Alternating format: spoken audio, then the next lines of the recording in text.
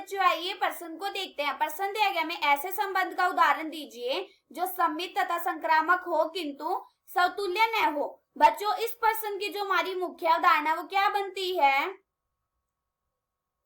मुख्य अवधारणा हम जानते हैं बच्चों कि समतुल्य, सममित तथा संक्रामक क्या होता है? समतुल्य में होता है समतुल्य, समतुल्य में होता है कि दोनों हमारे बराबर होने चाहिए, मतलब हमारे दोनों अवयव बराबर होने चाहिए। और ये किससे होने चाहिए? हमारे संबंध आर से होना चाहिए। अगर हमारे ये दोनों बराबर हैं तो हम क्या कह सकते हैं कि ये समतुल्य है। और सममित में क्या होता है? सममित में होता है अगर हमारे पास ए बी वो आर में है तो इसका उल्टा भी हमारा किस में होना चाहिए? आर में होना चाहिए। मतलब हमारा बी ए बी किस में होना चाहिए? आर में होना चाहिए। अगर हमारा इसका उल्टा मतलब बी ए आर में है तो हम क्या कह सकते हैं कि ये सममित है। और संक्रामक में क्या होता है? संक्रामक में होता है अगर हमारे पास ए बी वो आर में है और बी सी वो भी हमारा आर में है तो हमारा पहले में और आखिरी के साथ भी संबंध होना चाहिए। मतलब हमारा ए सी बी किस में होना चाहिए? आर में होना चाहिए। अगर हमारा ए सी बी आर में है तो हम क्या कह सकते हैं कि संक्रामक है। अब ये देखो हमें प्रश्न में बोला है कि ऐसे संबंध का उदाहरण देना है हमें जो कि सममित तथा संक्रामक तो है किंतु समतुल्य न हो।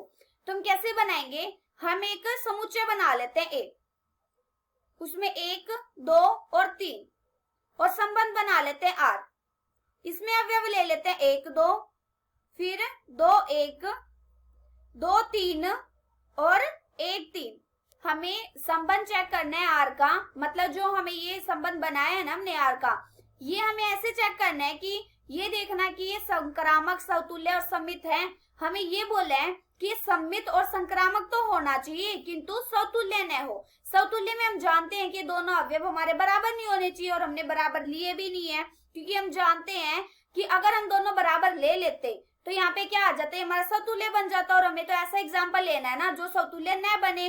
और सममित में क्या होता है? मतलब अगर हम कोई भी अवयव लेते हैं, जैसे हमने ए बी ले लिया तो उसका उल्टा हमारा किस में होना चाहिए? वो भी आर में होना चाहिए। सबसे पहले हम क्या चेक करते हैं कि ये सममित है।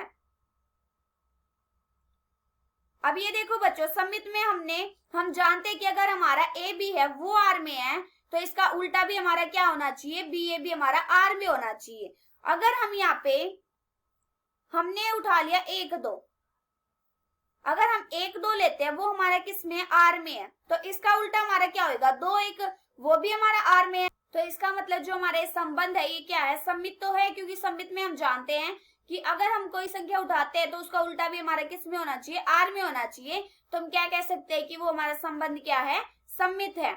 और संक्रामक में क्या होता है बच्चों? संक्रामक में होता है अगर हमारे पास ए बी है वो हमारा आर में है और बी सी है वो हमारा आर में है तो हमारा पहले और आखिरी के साथ भी संबंध होना चाहिए। मतलब हमारा ए सी बी किस में होना चाहिए? आर में होना चाहिए।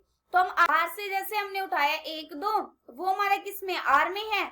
और क्या उठाया? 2, 3 ये भी हमारा किस में? आर में है। तो हमारा इन दोनों में भी क्या होना चाहिए? संबंध होना चाहिए। मतलब 1, 3 भी हमारा किस में होना चाहिए? आर में। हाँ ये आर में है तो हम क्या कह सकते हैं कि ये संक्रामक है। जो हमारा संबंध आर है वो हमारा संक्रामक भी है और सममित भी है।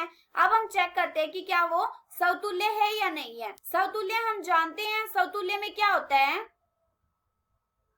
समतुल्य में होता है कि हमारे पास ये दोनों किस में होने चाहिए? आर में होना चाहिए। और जो हमारा ए है ना वो हमारा किससे होना चाहिए? ए से होना चाहिए।